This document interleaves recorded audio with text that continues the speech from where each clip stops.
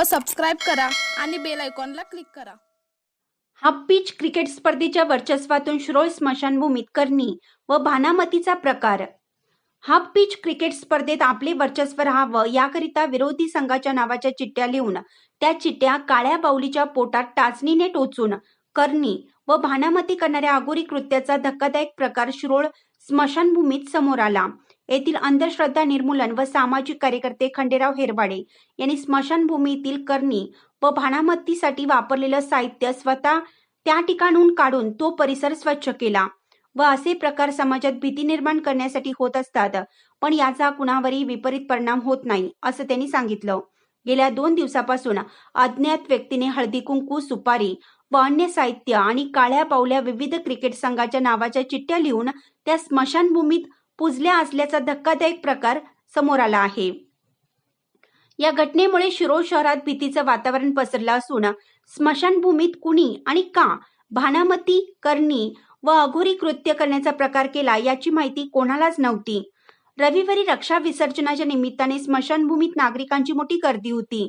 स्मशानभूमीत झालेला हा प्रकार पाहून चर्चेला उधाण आले।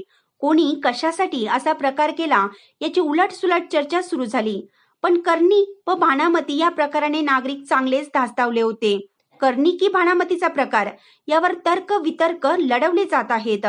रक्षा विसर्जनासाठी उपस्थित असणारे पत्रकार डी.आर. पाटील, चंद्रकांत भाट, सामाजिक कार्यकर्ते उल्हास उत्तमराव पाटील यांच्या निदर्शनास ही घटना आल्यानंतर त्यांनी तात्काळ याची माहिती अंधश्रद्धा निर्मूलन समितीचे कार्यकर्ते खंडेराव हेरवाडे यांना देऊन स्मशानभूमीत बोलावलं।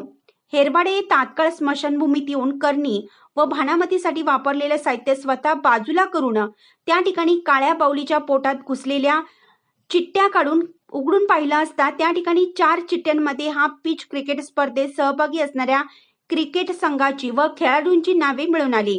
त्यामुळे हाफ पिच क्रिकेट स्पर्धेतील वर्चस्वासाठी हा प्रकार अज्ञातांनी केल्याचं स्पष्ट झालं।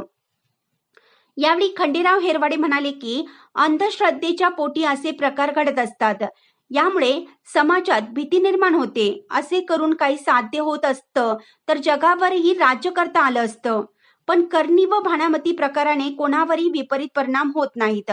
यामुळे अशा प्रकाराबाबत कोणीही घाबरून जाऊ नये असं त्यांनी सांगितलं। मात्र या घटनेने अजूनही पुरोगामी म्हणणाऱ्या या महाराष्ट्रात अंधश्रद्धेचा प्रचंड पगडा असल्याचं पाहायला मिळत आहे। राज्यात जादूटोणा विरोधी कायदा अस्तित्वात असताना अजून जनसामान्यांपर्यंत हा कायदा पोहोचवण्यात राज्य सरकार अपयशी ठरताना दिसत आहे। इंडियाचा आवाज न्यूजसाठी जहांगीर रणमल्ली।